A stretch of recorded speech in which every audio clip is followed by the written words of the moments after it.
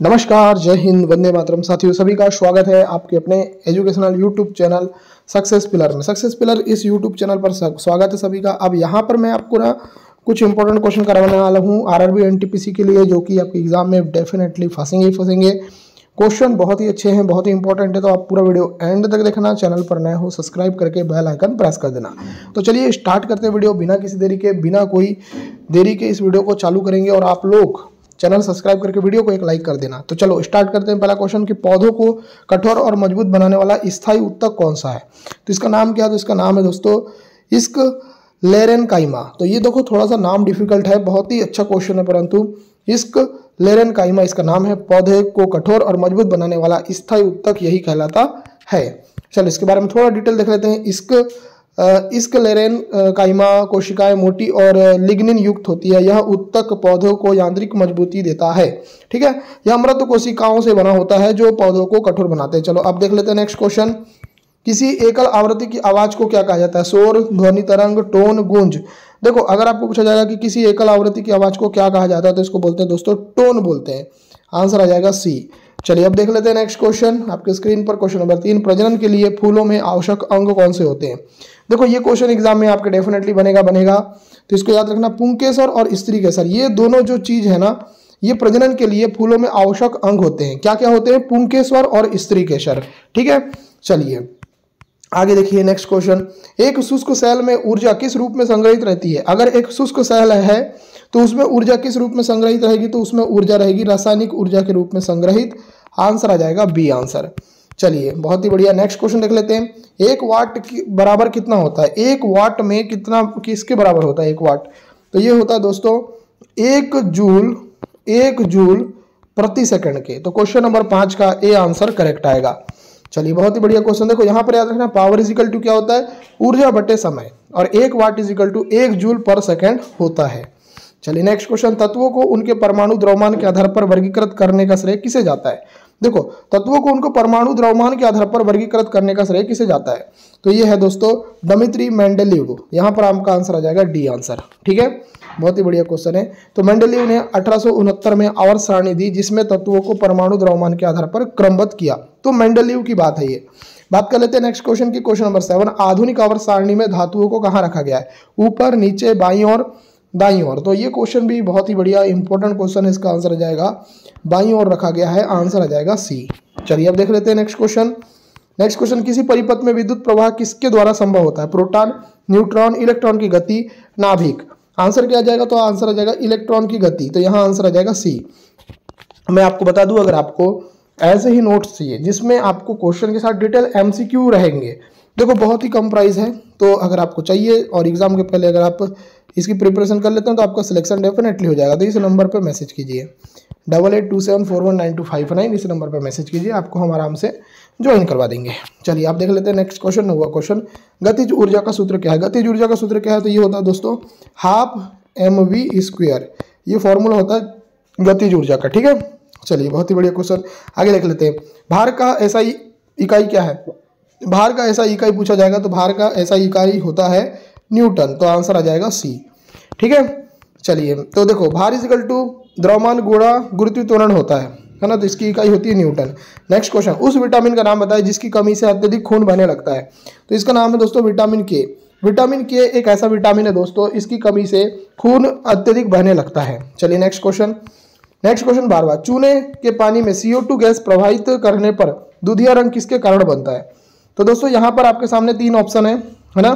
पहला है calcium oxide, calcium hydroxide, calcium carbonate, और एक ऑप्शन है आपका चौथा कैल्शियम क्लोराइड।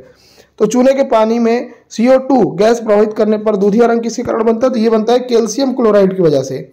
आंसर आ जाएगा डी। ठीक है, देखो चूने देखो ये हो गया चूने का फॉर्मूला CaOH2, और उसमें CO2 अगर आप मिलाओगे तो CaOCO3 बनेगा और H2O, मतलब CaCO3 क्या हो जाएगा?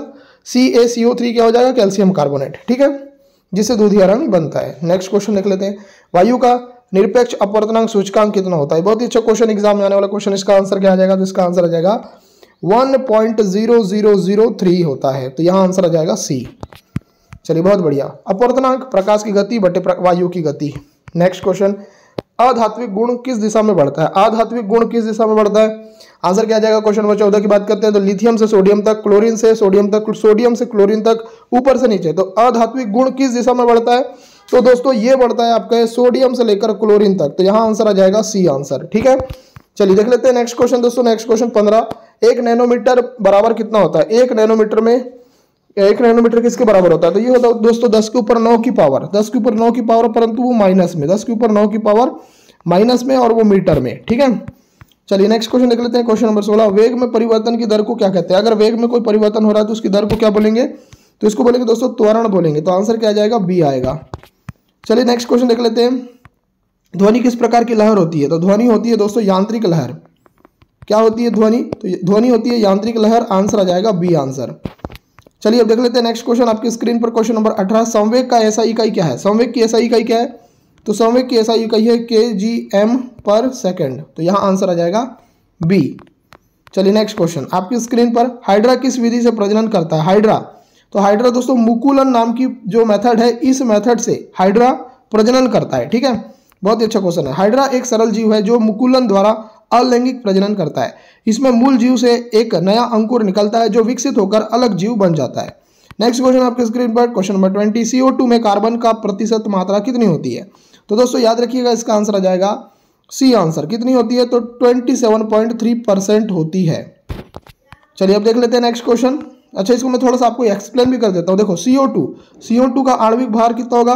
कार्बन का हो जाएगा 12 और ऑक्सीजन का हो जाएगा 16। 16 का गुणा 2 से कर दोगे तो 12 हो जाएगा, मतलब 16 दूनी 32 हो जाएगा। 32 और 12 को जोड़ोगे तो 44 हो जाएगा। ठीक है, तो उसमें कार्बन अगर आप निकालोगे तो देखो जो टोटल है वो कितना है? 44। 44/12 करोगे और परसेंटेज निकालोगे, आपका आ जाएगा 27.3%। ठीक है, चलिए नेक्स्ट क्वेश्चन। ठोस CO2 को किस नाम से जाना जाता है? ठोस CO2 को किस नाम से जानते हैं? तो इसको नाम जानते हैं सूखी बर्फ के नाम से। ठोस CO2 का मतलब क्या होगा? सूखी बर्फ।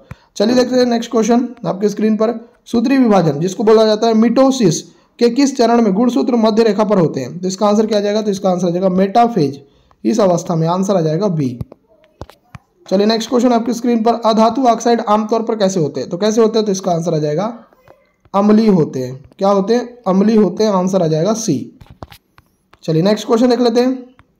यदि नीला लिटमस पेपर लाल हो जाए तो विलियन का pH कितना होता है? तो इसका आंसर आ जाएगा दोस्तों 6 होता है। आंसर आ जाएगा सी। चलिए नेक्स्ट क्वेश्चन देख लेते हैं। क्वेश्चन नंबर 25, खींचे हुए रबर बैंड में किस प्रकार की ऊर्जा होती है? तो इसका जो आंसर आ जाएगा वो आ जाएगा स्थितिज ऊर्जा होती है। अगर कोई रबर बैंड को अगर आप खींचे रखे हो तो उसमें जो ऊर्जा होगी वो स्थितिज ऊर्जा कहलाएगी। ठीक है, जब कोई वस्तु विकृत की जाती है तो उसमें स्थितिज ऊर्जा संग्रहित होती है। चलिए नेक्स्ट क्वेश्चन। एम्फीबिया पौधों को किस समूह में रखा जाता है? तो इसका जो आंसर आ जाएगा दोस्तों, एम्फीबिया जो पौधे होते हैं उसको रखा जाता है ब्रायोफाइट्स में। तो आंसर आ जाएगा बी आंसर। चलिए बहुत ही अच्छा क्वेश्चन है। ब्रायोफाइट पौधे जल और स्थल दोनों में रहने वाले होते हैं। इन्हें पौधों का एम्फीबियन कहा जाता है। चलिए नेक्स्ट क्वेश्चन। यदि वस्तु की दूरी तय = 0 तो विस्थापन कितना होगा? देखो बहुत ही अच्छा क्वेश्चन है। इसका जो आंसर आ जाएगा डी, 0 होगा। अगर दूरी 0 है तो जो उसका विस्थापन होगा वो भी तो 0 होगा। तो डी आंसर करेक्ट आएगा। ठीक है, चलो यदि कोई वस्तु में कोई भी दूरी तय नहीं की तो उसका विस्थापन क्या होगा? तो 0 होगा। चलिए अब देख लेते हैं नेक्स्ट क्वेश्चन। क्वेश्चन 28, यदि कोई वस्तु वृत्ताकार पथ में घुमाई जाए तो उस पर किया गया कार्य कितना होता है? तो इसका आंसर क्या आ जाएगा? तो दोस्तों इसका आंसर आ जाएगा 0 होता है। तो आंसर क्या आ जाएगा? सी आएगा। चलिए देख लेते हैं 29 क्वेश्चन, ध्यान से देखिएगा। गतिशील जीवाणु कोशिका को क्या कहा जाता है? क्या कहा जाता है? तो इसका आंसर आ जाएगा दोस्तों नर युग्मक कहा जाता है। नर युग्मक कहा जाता है। आंसर क्या आएगा? सी। चलिए 30 देख लेते हैं। पौधों में बौनापन किस पदार्थ द्वारा नियंत्रित किया जा सकता है? तो इसका आंसर आ जाएगा दोस्तों जिब्रेलिन के द्वारा। आंसर आ जाएगा बी आंसर। पौधों में जो बौनापन होता है किस पदार्थ द्वारा नियंत्रित किया जाता है? तो ये जिब्रेलिन के द्वारा। Next question. एल्युमिनियम ऑक्साइड की प्रकृति क्या है? तो क्या है दोस्तों? तो यह आएगा उभयधर्मी। जो एल्युमिनियम ऑक्साइड होता है उसकी जो प्रकृति होती है वो उभयधर्मी होती है। 32, फास्फोरस की परमाणुता क्या है? फास्फोरस की परमाणुता क्या है? तो दोस्तों ये 3 है। क्या है? 3। आंसर क्या आएगा? सी। फास्फोरस जिसको पी से डिनोट करते हैं कि संयोजकता सामान्यतः 3 होती है। ठीक है, चलो आगे देख लेते हैं। अंडाशय से कोक तक कैसे लाया जाता है? कैसे लाया जाता है? तो इसका आंसर आ जाएगा डिंब वाहिनी के द्वारा। जो अंडा होता है वो अंडाशय से कोक तक कैसे लाया जाता है? डिंब वाहिनी के द्वारा। चलिए बहुत ही बढ़िया क्वेश्चन। देखो याद रखना, अंडाशय से निकलकर अंडा डिंब वाहिनी जिसको बोलते हैं फैलोपियन ट्यूब से होकर गर्भाशय तक पहुंचता है। ठीक है, चलिए आगे देखो, शिराओं में कौन से तंतु अधिक पाए जाते हैं? शिराओं में, तो इसका आंसर आ जाएगा दोस्तों सफेद। शिराओं जिसमें कौन से तंतु अधिक पाए जाते हैं? तो सफेद तंतु अधिक पाए जाते हैं। चलिए नेक्स्ट देख लेते हैं, गोलाकार दर्पण की परावर्तक सतह के व्यास को क्या कहते हैं? तो क्या कहते हैं? तो इसको बोलते हैं दोस्तों छेद बोलते हैं। क्या बोलते हैं? छेद बोलते हैं। आंसर आ जाएगा डी। चलिए देख लेते हैं 36, खाने का नमक किससे बना होता है? तो किससे बना होता है खाने का नमक? तो इसका आंसर आ जाएगा मजबूत अम्ल और मजबूत क्षार से। तो आंसर आ जाएगा सी आंसर। चलिए नेक्स्ट क्वेश्चन देखो, मजबूत क्षार क्या होता है? मजबूत क्षार होता है NaOH और मजबूत अम्ल क्या होता है? HCl। ठीक है, चलो फूल का प्रजनन अंग कौन सा होता है? फूल का प्रजनन अंग दोस्तों मैंने आपको बोला पुंकेसर होता है और कार्पल होता है। तो आंसर क्या आ जाएगा? आंसर आ जाएगा बी। चलो पुंकेसर नर प्रजनन अंग कहलाता है, कार्पल मादा प्रजनन अंग कहलाता है। नेक्स्ट क्वेश्चन, परमाणु संख्या 20 Ca वाला तत्व किस प्रकार का ऑक्साइड बनाएगा? तो दोस्तों ये बनाएगा क्षारीय बनाएगा। ठीक है, परमाणु संख्या क्या है? 20 है और Ca है, तो ये वाला जो तत्व है किस प्रकार का ऑक्साइड बनाएगा? तो क्षारीय बनाएगा। ठीक है, चलो आगे देखो, लॉफिंग गैस किस नाइट्रोजन ऑक्साइड को कहा जाता है? तो याद रखना, लॉफिंग गैस है आपका N2O। ये नाइट्रस ऑक्साइड का फॉर्मूला है और इसी को हम लॉफिंग गैस कहते हैं। चलिए देख लेते हैं 40 क्वेश्चन, मानव शरीर का सामान्य pH स्तर क्या होता है? तो ये होता है दोस्तों 7.0 से लेकर 7.8। आंसर क्या आ जाएगा? आंसर आ जाएगा बी। तो सारे के सारे क्वेश्चन मैंने आपको करा दिए हैं। उम्मीद करता हूँ ये वीडियो आपको पसंद आई है। पसंद आई वीडियो तो लाइक करें, चैनल को सब्सक्राइब करें, नोटिफिकेशन बेल को प्रेस करके वीडियो को लाइक कर दीजिए। आपका वीडियो देखने के लिए धन्यवाद और नोट्स के लिए डिस्क्रिप्शन बॉक्स में जो नंबर है उस पर मैसेज कर दीजिए। ठीक है, तो आपको नोट्स भी मिल जाएंगे। तो आपका वीडियो देखने के लिए धन्यवाद। आपका दिन शुभ हो।